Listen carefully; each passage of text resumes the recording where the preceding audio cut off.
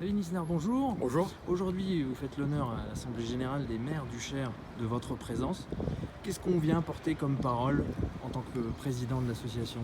D'abord, on vient écouter la parole des autres maires portée par le président des maires du Cher avec qui on travaille tous les jours de façon extrêmement sérieuse et rigoureuse.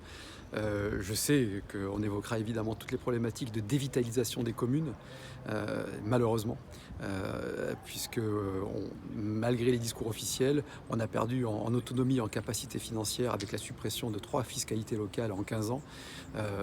La dévitalisation en droit de l'urbanisme, le fait que plus le temps passe, plus il est compliqué de mener des procédures, la paperasserie, la surcharge bureaucratique.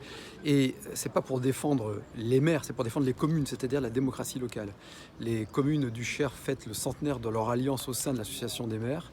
Et je crois que l'enjeu, c'est de démontrer que la commune, c'est pas ringard, que c'est moderne, que c'est un échelon de proximité, que c'est un échelon de performance publique, de responsabilité. Il y a des villes bien gérées, des villes moins bien gérées, mais c'est aux habitants de décider de choisir qui les gère. Ce n'est pas la technocratie. Donc on va évoquer les déserts médicaux, on va évoquer la fracture sociale, nous allons évoquer le zéro artificialisation nette, évidemment. C'est un des sujets ce matin qui inquiétait beaucoup en fait les maires des plus petites communes, parce qu'ils ont l'impression qu'ils n'auront plus de marge de manœuvre et presque plus d'espoir d'attirer de nouveaux habitants.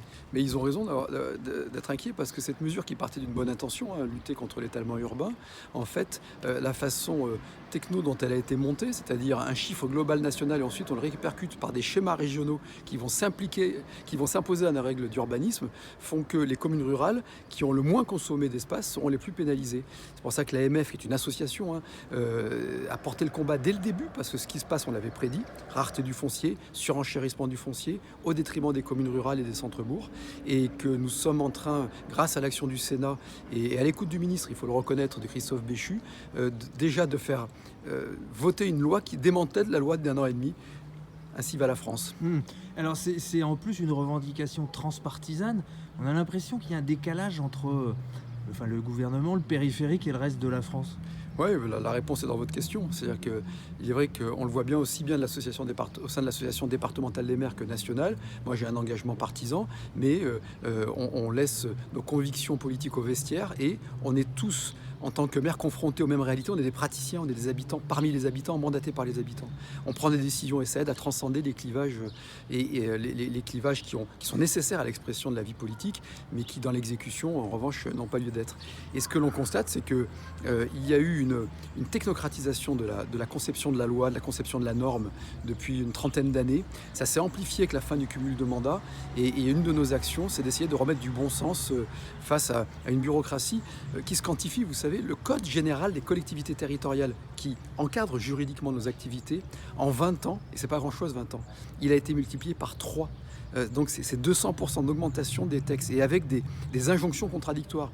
En tant que maire, vous pouvez recevoir dans la même semaine une injonction de l'État à réaliser des logements sociaux au titre de la loi SRU, une injonction de l'État à ne pas bâtir 1 mètre carré en anticipation du zéro artificialisation nette. On vous dit qu'il faut réindustrialiser, mais on vous coupe le lien fiscal entre l'entreprise et le local, donc vous n'avez que les charges sans avoir l'intérêt. Donc tout cela est très contradictoire et il faut malheureusement se battre contre ce système qui étouffe l'initiative et qui malheureusement amplifie la crise démocratique dans laquelle on est.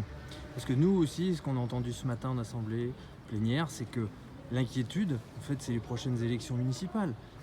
Est-ce qu'on ne décourage pas les dernières personnes qui avaient encore cette culture du vivre ensemble, de l'esprit collectif? Comment est-ce qu'on peut essayer d'inverser la tendance? Parce que c'est vrai que les signes, sans vouloir faire la dramatisation, sont un petit peu inquiétants. Oui, puis là aussi on les quantifie.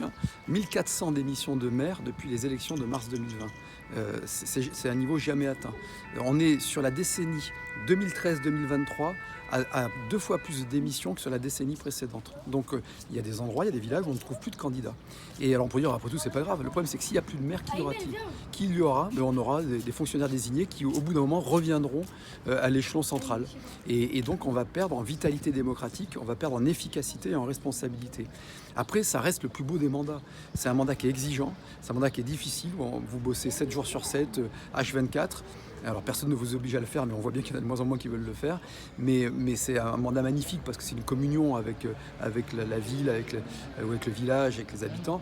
Mais attention quand même, parce que la montée de l'incivisme, le fait que, là aussi, enfin, d'ailleurs, beaucoup de nouveaux maires sont très surpris. La précarité de la condition, s'imaginent qu'être maire, c'est formidable, porteur d'avantages, etc. Et puis la réalité, elle est vraiment différente.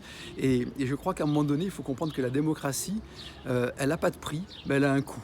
Et qu'on doit permettre aux représentants du peuple de pouvoir bosser et travailler correctement. Et c'est un des gros enjeux parce qu'autrement notre pays va accentuer les fractures territoriales actuelles et va accélérer son déclassement. Merci beaucoup. Merci.